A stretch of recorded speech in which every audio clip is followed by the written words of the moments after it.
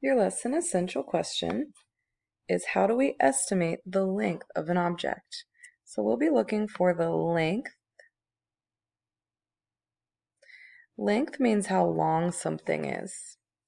And we're going to be just estimating the length today. So not actually measuring, just estimating or giving it an educated guess. You can use the length of an object you know to estimate the length of other objects. Some small paper clips are 1 inch long. So we know that this is 1 inch. We can think about it in relation to objects that are bigger than it. Use a small paper clip to estimate how long the eraser is. So we're looking at the paper clip and we can match it up to the eraser and we can estimate that this eraser is about 2 inches. Knowing that the paper clip is 1 inch and this paper clip can probably be moved over one more time, the eraser is about 2 inches. You can estimate with objects that are about 1 foot and 1 yard in length too.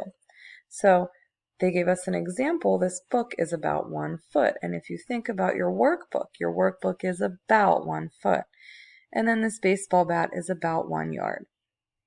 1 yard is 3 feet. Let's try a couple together. So if we know that a paper clip is about 1 inch, about how long is your pencil? Now I'm going to think about a regular size pencil, not one that I've sharpened a bunch of times, and I'm going to just estimate that my pencil is about 10 inches.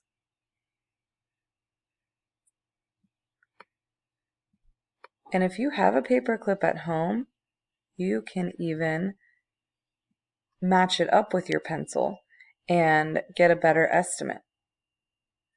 My book is, we're going to say, about 1 foot. Thinking about your book compared to your desk at school, I'm going to say that my desk is about 3 feet long.